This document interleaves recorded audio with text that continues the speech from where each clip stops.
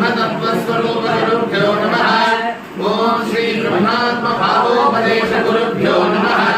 ओम श्री ब्रह्मविद्पूज्यगुरुभ्यो नमः। ओम श्री ब्रह्मज्ञानविच्छेद्यगुरुभ्यो नमः। ओम श्री गुरवे परमेष्ठिने नमः। ओम श्री गुरवे परमाय नमः। ओम श्री गुरवे नमः।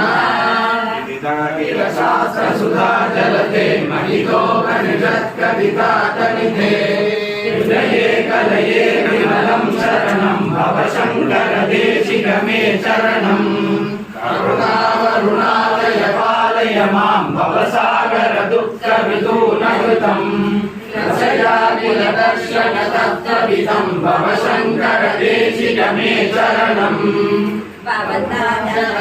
सुखिता भविता निजबोध विजानन साधुमने कलयेश्वर जीन विवेकविदं भव शंकर देशिक मे चरणं अहयेव भवानि जिमे विदलां समजायत चेतसि कौतुकिता मम वारय मोह महाजलधिं भव शंकर देशिक मे शरणं देव बुधा भवतो भविता समदर्शनतार सदा अभिधीममिमं परिपालय मां भव शंकर देशिक मे चरणं जगदीमविजं कविताकृतयो विशरन्ति महामहसच्छलतः अहिमांसु विभास्य विभासि गुरो भव शंकर देशिक मे शरणं पुंगव पुंगव केतनते समतामयदाम्रयिको